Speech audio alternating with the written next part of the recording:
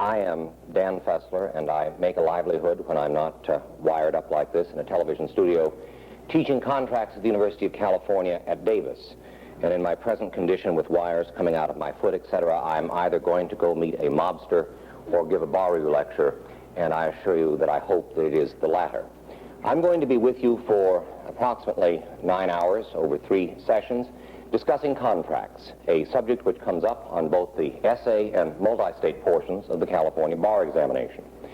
And truth to tell, it has been my observation over 10 years of giving lectures of this nature that many people approach contracts with a greater amount of fear and uncertainty than with perhaps any other subject about which the exam is going to be testing. And I think there is a reason for that. Contracts is a rule-laden discipline. And in law school, it frequently emerges as what seems to be an endless series of rules with exceptions to the rules, and then to be perverse exceptions to the exceptions. And one wonders exactly how much was ever learned, let alone how much can be recalled for the 3-day period in which it's useful to have this at your fingertips. What can I do to help? Well, I've asked myself that and concluded that I can do the following. I can give you an approach which will allow you to organize all of the contract materials that you're going to need to know. And with that approach, you can also spot the issues that are going to be raised on the examination, whether they be in the essay or objective format that pertain to my discipline.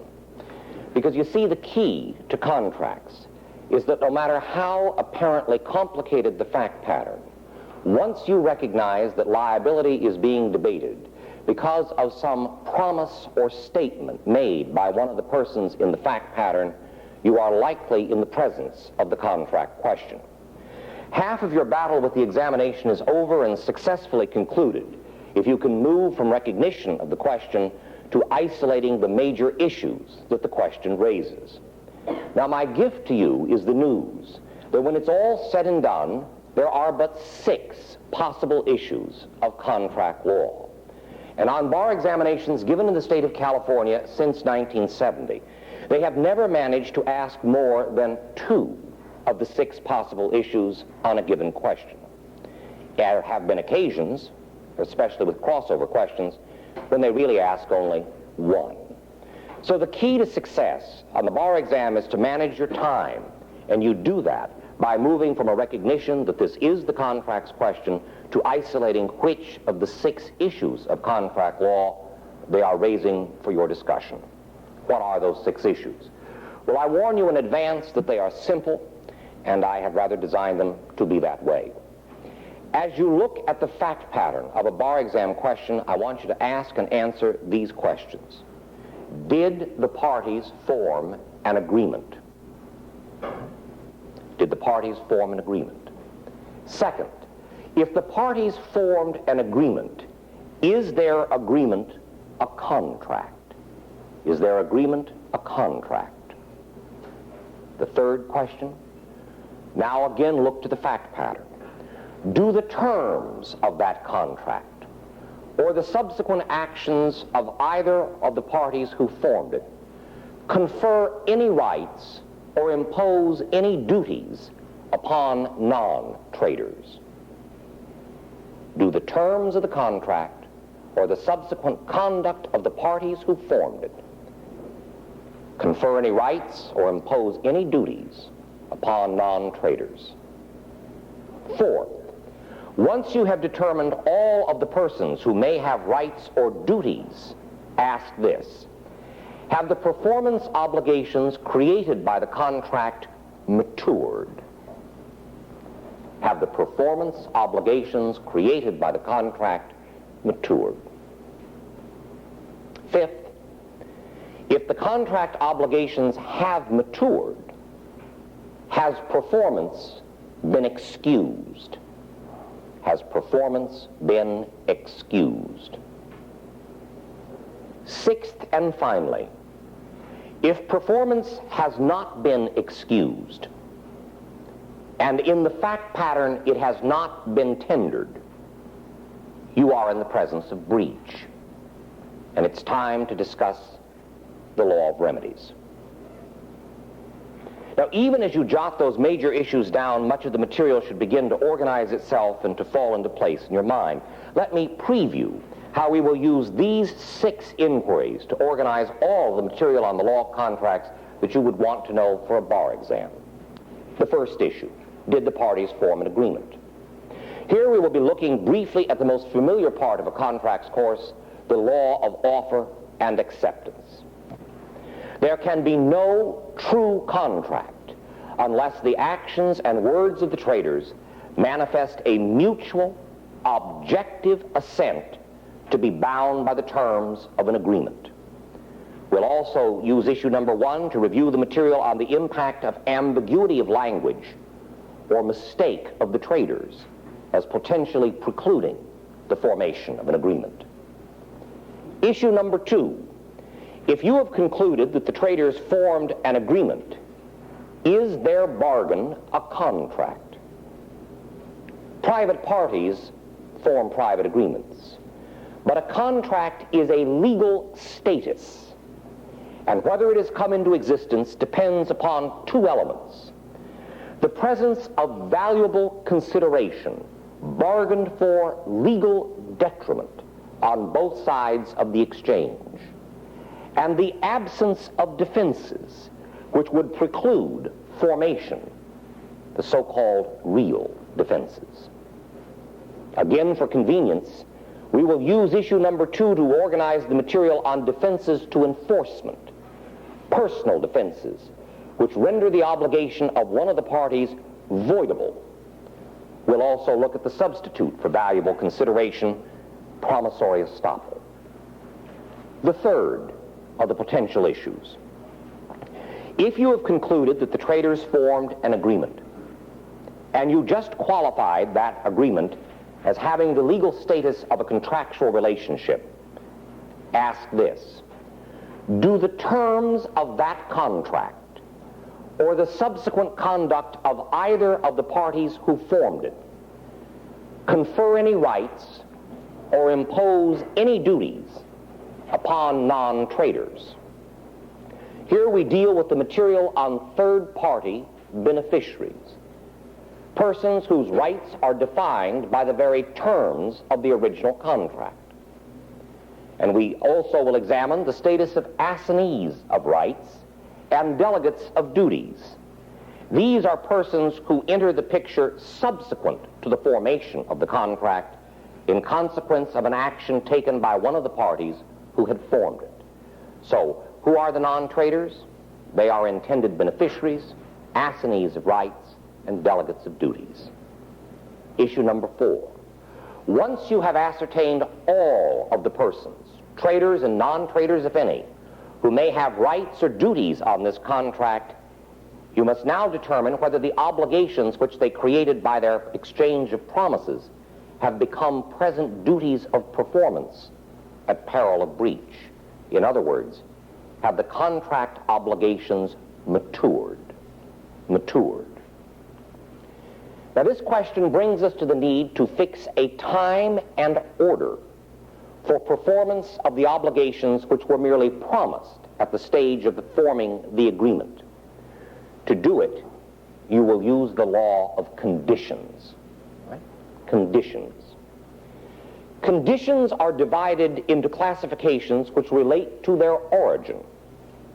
So classified, we will speak of conditions which are express, meaning that they were created by the very terms used by the traders in forming the bargain. But there are also conditions which are implied in fact. Though unspoken of by the traders, they arise by necessary physical inference from what the parties obviously assumed. Conditions implied in fact. And the third class of conditions, conditions implied at law, the so-called constructive conditions. They will function as the last gasp measure to fix the time and order of performance if the parties have not settled the matter using express conditions. Constructive conditions. They arise by operation of law. Conditions are also classified according to their impact upon a state of present liability. As I will be insisting tomorrow, every condition modifies a promise. There is no such thing as a condition in the abstract. And with respect to the modified promise, the condition does one of three things. It either inserts a contingency which must be satisfied before liability on the modified promise will become absolute. That is the impact of a true condition precedent. Or it has inserted a contingency which must be satisfied simultaneously with maturing liability on the modified covenant or promise. And that is called, we have conditions precedent a moment ago, that is the condition concurrent. It is a contingency which must be satisfied simultaneously with maturing liability on the modified promise. And finally, but very rarely, there are what are known as conditions subsequent. These are always expressed, never implied. What they do is insert a contingency, the happening of which will discharge and extinguish what up until that moment had been a present liability to perform the promise. So we will look at conditions express, conditions implied in fact, conditions constructive, implied at law. And with respect to those conditions, we will type them for their impact on the promises they modify as precedent, concurrent, or subsequent. The fifth issue, once you have used the law of conditions to fix a time and order for performance, check the facts to determine whether the traders have performed in that order and on time. If there has been no performance, pause to consider the possibility that the performance obligations created by the contract have been excused. Excused. Excusable non-performance can arise in any of three classical fact patterns. First, where the performance obligations have become objectively impossible, meaning that no one on the face of the earth could carry out that contract performance. Objective impossibility. Second, where the performance obligations have become commercially impracticable, meaning that performance cannot be accomplished except by an expenditure of funds grossly disproportionate to what the parties had assumed at the formation stage. Commercial impracticability. And finally, the third doctrine of excusable non-performance, frustration of purpose. Here the contention will not be that performance is physically impossible or even commercially ruinous. Rather, the party seeking excuse will present the following, that subsequent to the formation of the contract, circumstances have so dramatically altered that the performance of the other party no longer has any value or utility to me. I now seek to be excused from performing my own contract duty, claiming frustration of purpose. The three doctrines of excusable non-performance. The sixth and last issue. If the performance obligations created by the contract have indeed matured, and they have not been excused, and factually they have not been performed, you are in the presence of breach. Now, my friends, breach is the dramatic high point of the law of contracts, if not the entire PMBR experience. We will review those phenomena most foul: present material breach, breach by anticipatory repudiation, and if it can be mentioned in polite society, breach by voluntary disablement. Such a grave discussion sets the stage for the material on remedies, damages, the benefit of your bargain as approximated by a sum of money, restitution and reimbursement, those backward-looking remedies that at least aim to put the aggrieved party at the point that she had before the promise was ever given. And finally, if the aggrieved party cannot recover a loss of bargain recovery, then there is no adequate remedy at law to make him whole for the material breach of a contract. Such an aggrieved party has standing to sue in equity, seeking such relief as declaratory judgments, specific performance decrees, or injunctive assistance. Well, my friends, that is literally all there is to a course on contracts, and I have been with you for 16 minutes. From this point on, I will be stretching. If you found nothing new in that brief capsule look, then you could spend the next 3 sessions at a different and infinitely more pleasant type of bar. But before you go, a brief preliminary on the Uniform Commercial Code. As everyone in this room is aware, Article 2, the sales article, has been incorporated within the contract materials on both the objective and essay portions of the California bar exam. In order to counter this, the reference volume, the outline, is literally and liberally laced with UCC materials. The approach taken in the outline, amplified in these discussions, is always to compare and contrast the common law position with the reform, almost invariably a simplification brought about by the Uniform Commercial Code. Now, with respect to the code, you have to be aware of when to apply it. It is totally subject matter sensitive. If the subject of the bargain or attempted bargain is the sale of goods, then on the California bar examination, your answer must reflect your knowledge of what the examiners refer to as code principles. Principles. Recently, someone asked me if for the California bar examination you had to know code section numbers. That would be absurd. No lawyer practices statutory law from memory. What the examiners are seeking is your knowledge of the basic law reform areas in which the common law, frankly, is in a mess, and which, in the interest of keeping commercial relations in this country flowing smoothly, the code has dramatically simplified. Now, what are goods? What are goods? It's easiest, I think, to approach it by a process of elimination. Article 2 has no application whatsoever if the subject matter of the attempted agreement is the sale of land or any interest in land. Article 2 has no application at all if the subject matter of the attempted bargain is the rendition of personal services. Article 2 has no application if the subject matter is the sale of something that is an intangible. That would be governed by other provisions of the code upon which we are not being examined. But if goods are the subject matter, then Article 2 is the law for our answer. But here's a tip.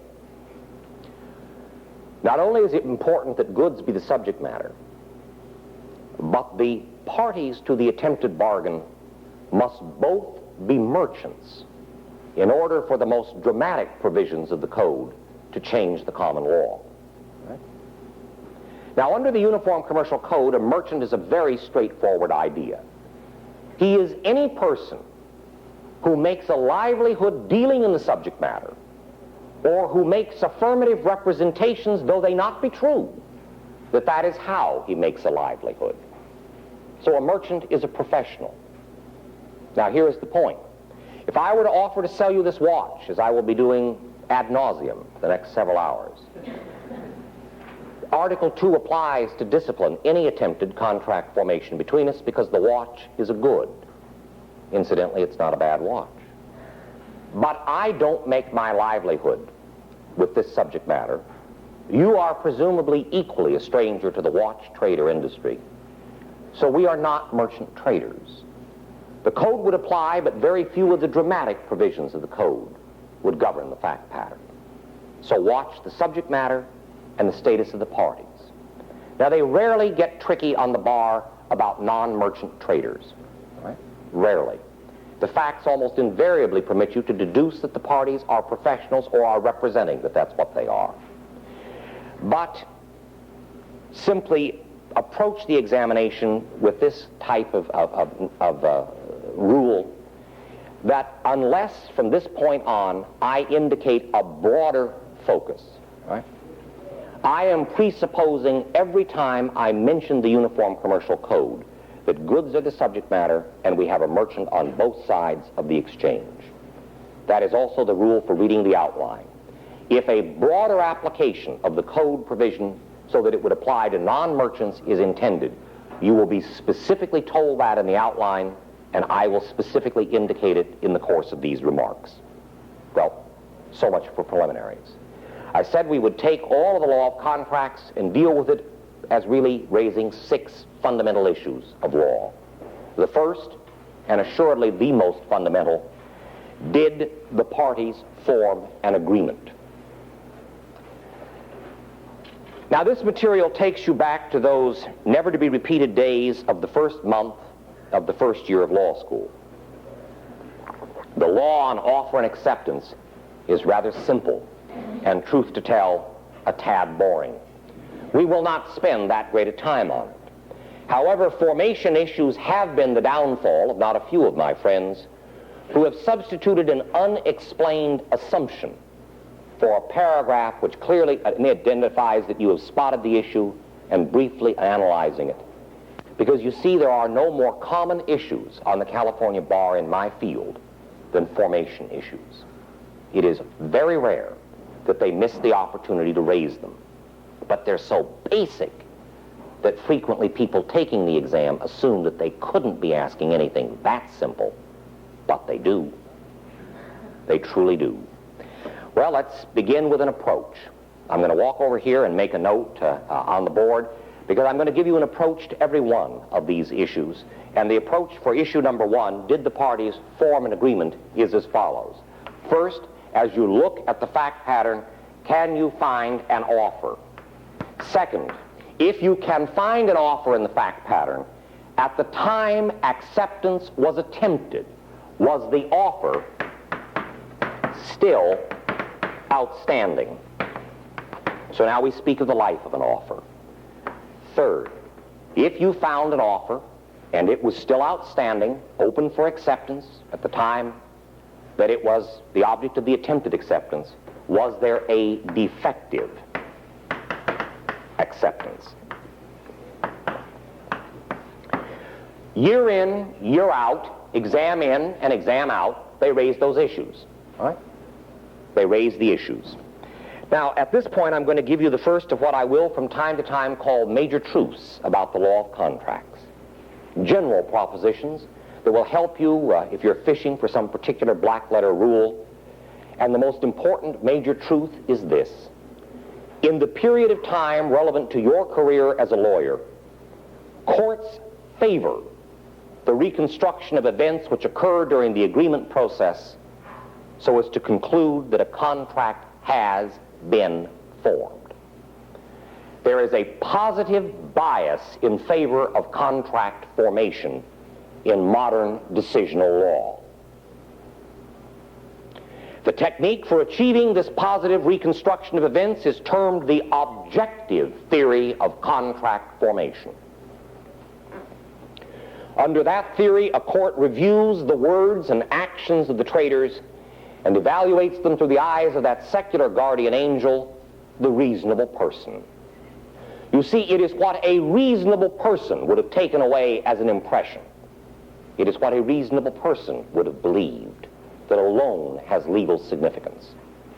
The fact that in their hearts the traders had secret, unexpressed reservations or meanings, irrelevant under the objective theory of contract formation. This objective theory is particularly useful in the area that we're now going to discuss, offer and acceptance. We begin with an offer. In every bar examination fact pattern, you must look for either a stipulation by the examiners that an offer is outstanding. If you don't find it, be wary that we've got an issue on our hands. Because if the offer is not stipulated, then in the facts you must find an objective manifestation on the part of one of the traders of a present intention to form a present contract. And that manifestation must in the fact pattern have been communicated to the other party, the offeree. Right? So we look, if we do not find a stipulation that an offer is present, we must find in the fact pattern an objective manifestation on the part of one of the individuals there of a present intent to form a present contract, which is communicated to the other party. Now, from that simple description, you can see that there are no magic words necessary to extend an offer. In the facts, the word or term never needs be employed.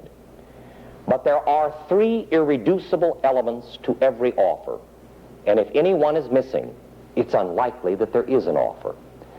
What are the elements? Intent, content, communication. The intent must be to form a present contract. Right? Now, it may be that the obligations of our contract will not mature for 6 years or 2 decades. But if we're going to form a contract, we must do it here and now, or there is no offer. So the intent must be to form a present contract right here and right now. Second, content. The offeror must set forth what are called the essential terms of her proposal, or else a reviewing court and the offeree would never know what to accept or enforce. The essential terms. And finally, there must be communication of that intention and those terms to an individual in the fact pattern who is intended by the offeror as the offeree. Now, we begin with the requirement of this stated present intent. Right? There must be a manifestation, objectively speaking, of a present intention to create a contract right here and right now. There are two types of bar examination fact patterns that year in, year out show up. First, what I call state of mind fact patterns.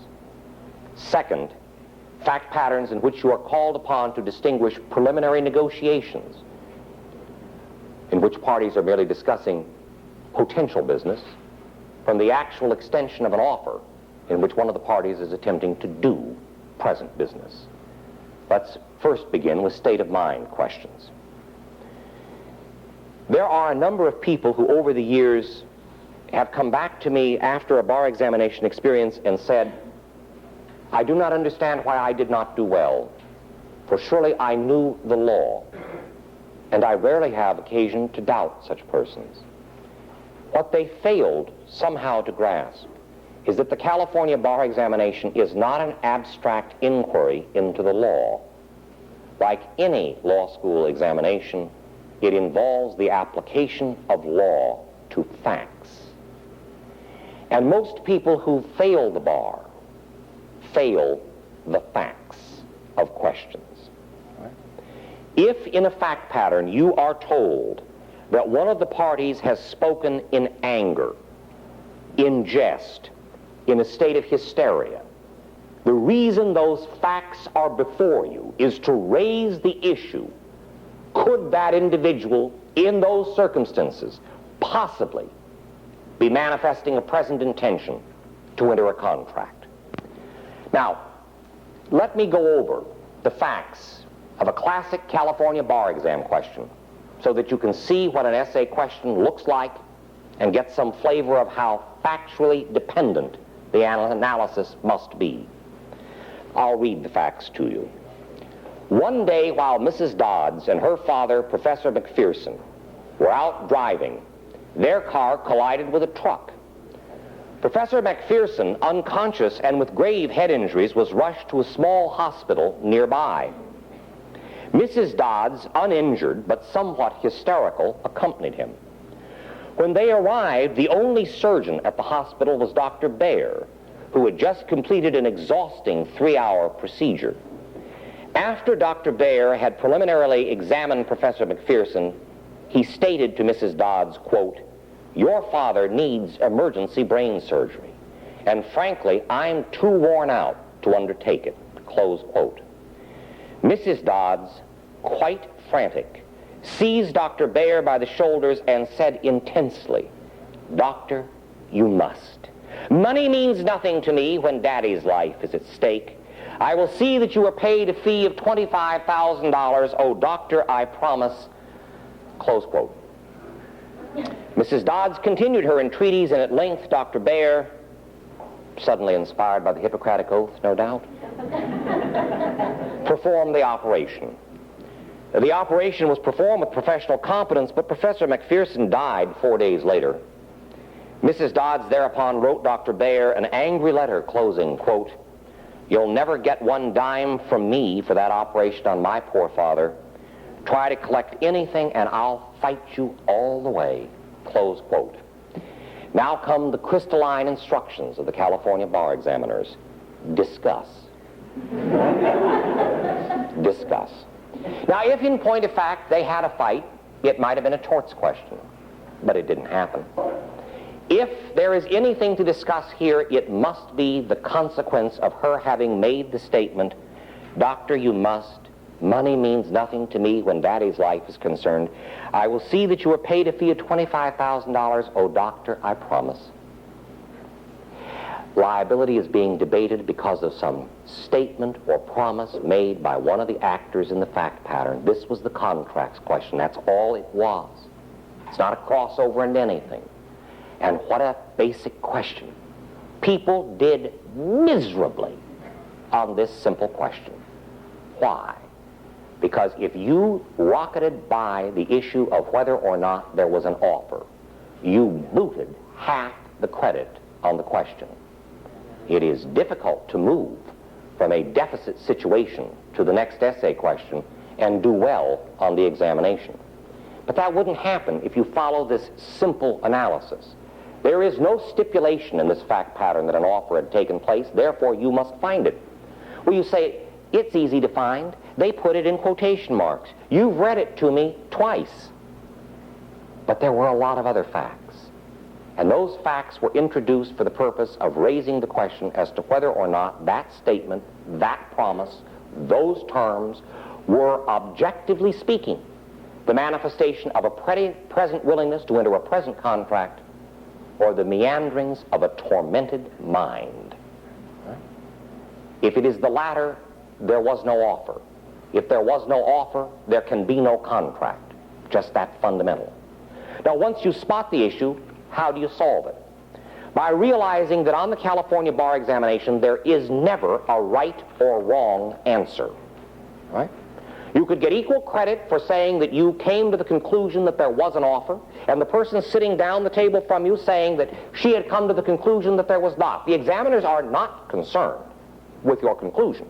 They are concerned that you identify the issue, is an offer present in this fact pattern, and then discuss it with an application of the appropriate legal rules. This is a common law fact pattern. Right? Would not be governed by the code. This is personal services. The rule is a simple one. It's one of the first rules you learned in contracts.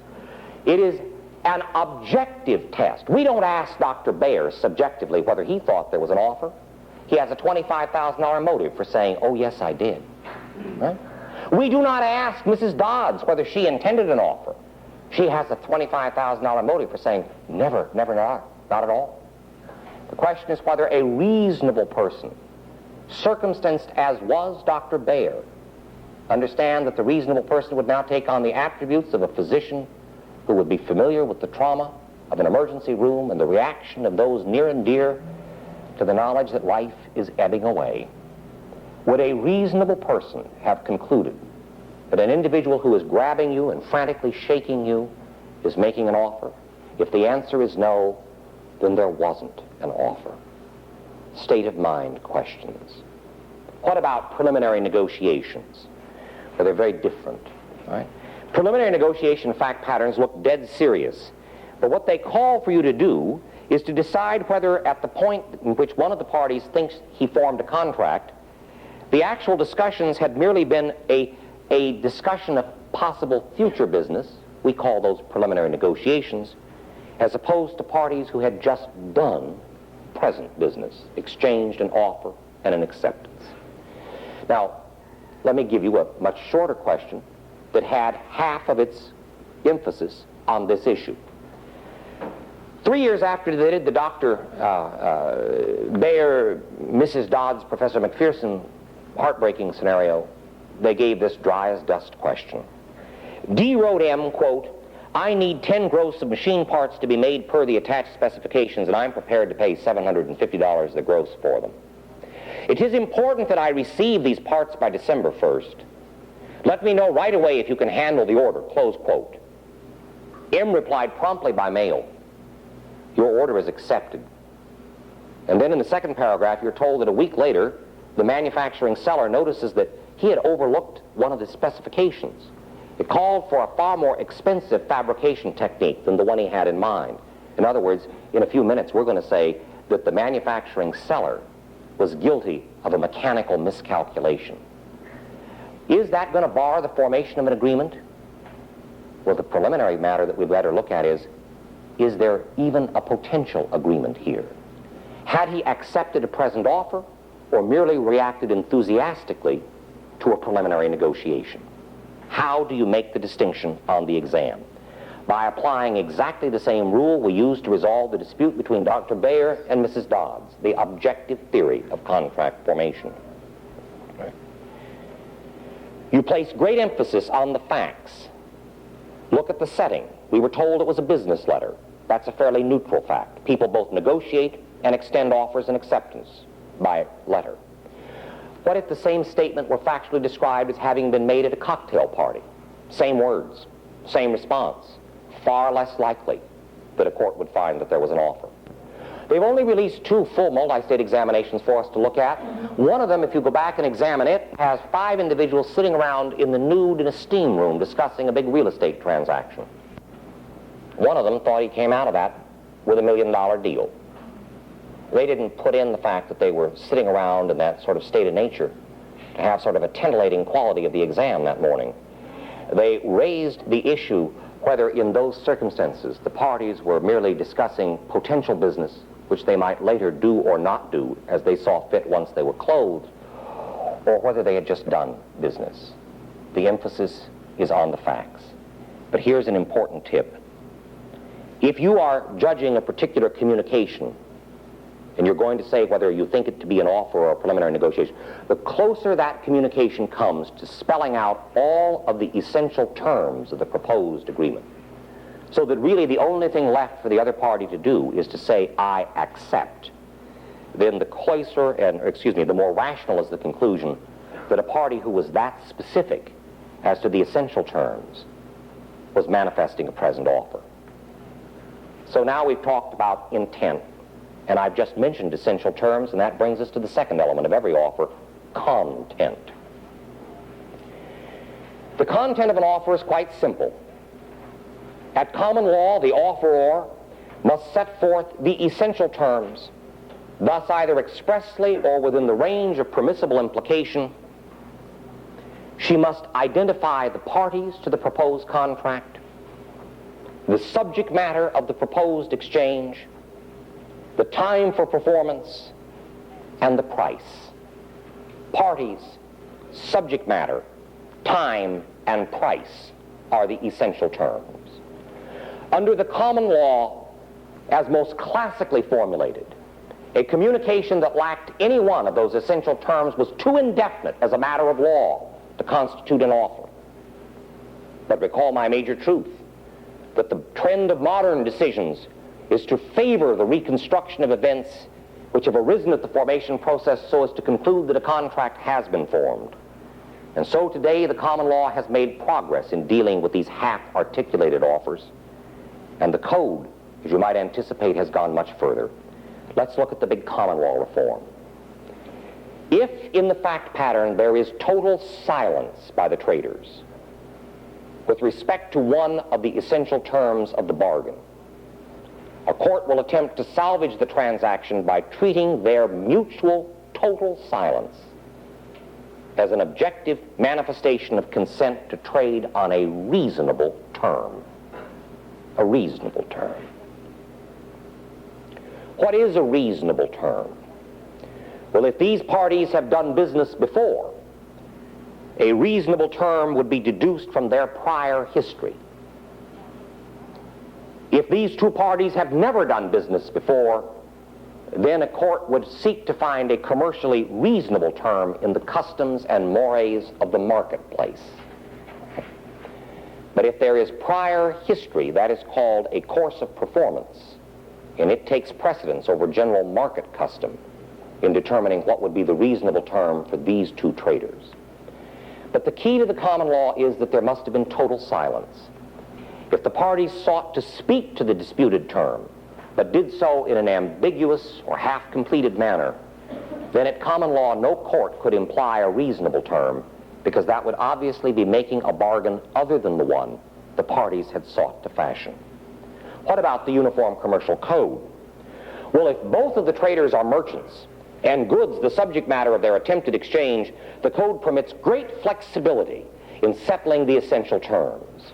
First, merchant traders are free to adopt term-setting machinery, which will fix the content of an essential term in the future. Go back to the bar exam question. If D writes to M and says that I need these machine products, I need them by the 1st of December, but my lord, it's just mid-November.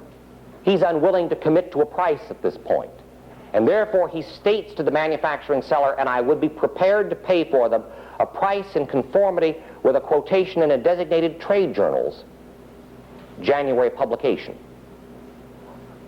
He's not set a price.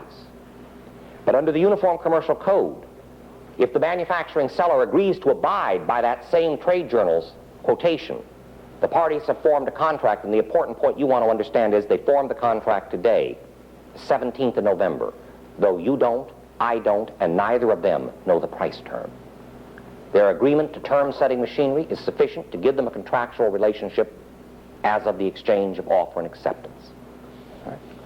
Even more dramatically, under the Uniform Commercial Code on the 17th of November, the buyer could approach the seller, give all the essential terms except the price, and then say, and you and I will agree upon the price in the 2nd week of January.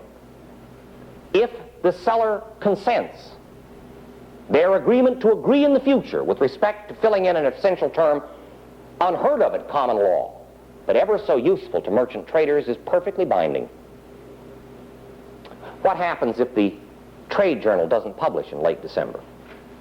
Without fault of either party, it suspends publication. Or in the event of an agreement to agree in the future, what happens if the buyer becomes disillusioned and thinks he has already out? I simply will not agree to any price that the seller would assent to. Does that defeat contract formation? No. In both instances, the contract was formed on the 17th of November, and nothing can be done subsequent, unilaterally, to defeat formation. If the trade publication suspends, without fault of either party, a court will now go out and imply a reasonable term so as to salvage the bargain. If one of the parties becomes obtuse and refuses to give the good faith cooperation in seeking agreement, he will find that a road to ruination, as the court will now step in and import a commercially reasonable term. And finally, there is the requirement of communication. Right?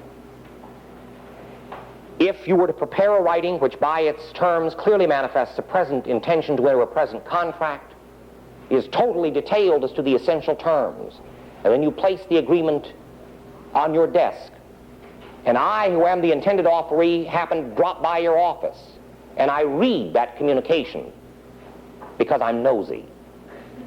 Has there been an offer? No. There has been no communication of the offer. This issue normally arises on the exam in the multi-state, where they will have an offer of a reward. Right now, I offer anyone $50 who will return the wedding ring, which I seem to have lost since arriving in Los Angeles but 2 hours ago. There are many offerees within the sound of my voice. But suppose that even as I am speaking, a good Samaritan walking by the building spots the ring in the parking lot, noting the inscription on the band, were to return to it. Does that individual have a contractual claim to $50 of my paltry fortune? And the answer is no, because as to that individual, there never was a communication of the offer. And put quite bluntly, he wasn't an offeree. Please stop the machine at this point and turn the cassette over for side 2.